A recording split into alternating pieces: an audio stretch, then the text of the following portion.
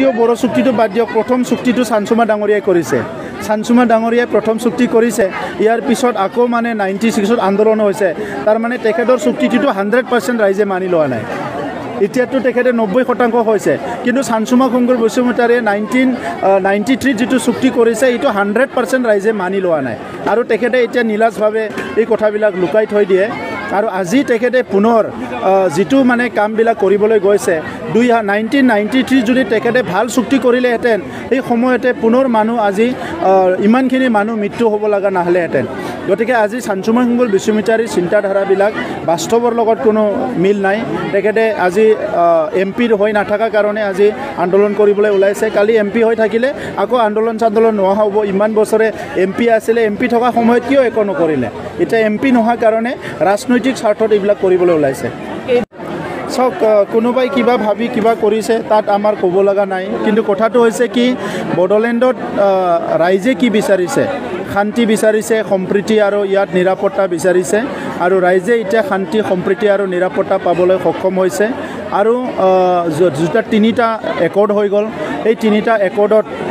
যিবিলাক আমি বিভিন্ন অধিকাৰবিলাক পাইছোঁ এতিয়া 100% ৰূপায়ণ কৰা সময় আহিছে গতিকে সেইবিলাক ৰূপায়ণ কৰাৰ লগে লগে ৰাইজৰ বহুতখিনি উন্নয়ন হ'ব ৰাইজে বহুতখিনি আগুৱাই যাব গতিকে কোনোবা দলে এনেকুৱা কি চিন্তা কৰি পেলাই এইবিলাক কৰিছে আমি নাজানো আৰু ইয়াৰ ওপৰত আমি চৰ্চা কৰিম এই কাৰণে মই আজি গোসাইগাঁও যেটো ব্লক গোসাইগাঁও ব্লকত মই ৰিভিউ কৰিছোঁ অহাকালি কচুগাঁও ব্লকত ৰিভিউ কৰিম কোনো এজন ভিচিডিসি চেয়াৰমেন তেখেতে যদি পিএমঅ'ৰ ঘৰত পইচা লোৱা হয় তেখেতৰ ওপৰত একশ্যন লোৱা হ'ব আৰু যিকি নহওক স্কিম পাব্লিকৰ কাৰণে অহা স্কিমত তেনেকুৱা টকা পইচা লোৱা বা খেলিমেলি কৰাবিলাক আমাৰ চৰকাৰত সহ্য কৰা নহ'ব সেইকাৰণে আমি নিজে ঘূৰি আছোঁ আৰু যিখিনি এটা টাইম দিয়া থাকে সেই টাইমৰ ভিতৰত গৃহ নিৰ্মাণটো হ'ব লাগিব আগৰ 2016-17 চনৰ পৰাই বহুতখিনি ঘৰ পেণ্ডিং হৈ আছিলে এতিয়া আমি খুব ফ্ৰিকুৱেণ্টলি ৰিভিউ কৰি থকাৰ কাৰণে আমাৰ চৰকাৰী মানুহবিলাকে সেই ঘৰবিলাক লাহে লাহেকৈ নিৰ্মাণ কৰাটো সম্পূৰ্ণ হৈ আহিছে বহুত কম পাৰ্চেণ্টহে আছে যিবিলাক নেকি কিছুমান বেনিফিচিয়াৰী পলাই ক'ৰবাত গুচি গৈছে ঘৰ এৰি কাম কৰিবলৈ ক'ৰবাত গুচি গৈছে তেখেতে কৈছে নালাগে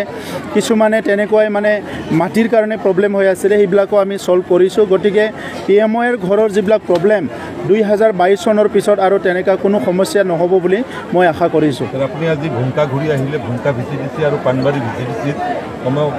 বিপিএফ আমলৰ কমেও 20খনৰ ওপৰত ঘৰ ভিটালৈকে হৈ আছে এইবিলাক কি হ'ব ইয়াৰ কাৰণে আজি বিশেষকৈ যেটো আমাৰ গুমা সমষ্টিটো মই টাৰ্গেট কৰিছোঁ আজিৰ পৰা আমাৰ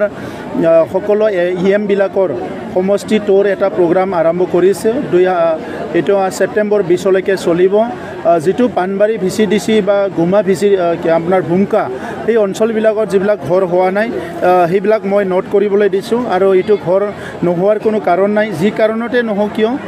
সেইটো নিৰ্মাণ কৰা হ'ব আৰু ইয়াৰ কাৰণে অহাকালি মই ভিডিঅ'সকলক পুনৰ মই কচুগাঁৱলৈ মাতিছোঁ যে কি প্ৰব্লেম হৈছে ডিটেইলছ লৈ আহিবৰ কাৰণে মই অহাকালি নিৰ্দেশ দিছোঁ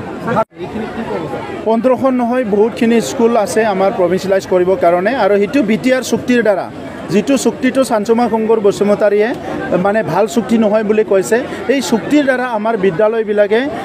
মানে কি হয় প্ৰভিঞ্চিয়েলাইজ হ'বলৈ গৈ আছে এই চুক্তিৰ দ্বাৰা কলেজবিলাক আজি প্ৰভিঞ্চিয়েলাইজ হ'বলৈ গৈ আছে গতিকে মই আশাবাদী যে কম সময়ৰ ভিতৰতে সেই স্কুলবিলাক প্ৰভিঞ্চিয়েলাইজ হৈ যাব বিজেপিৰ লগত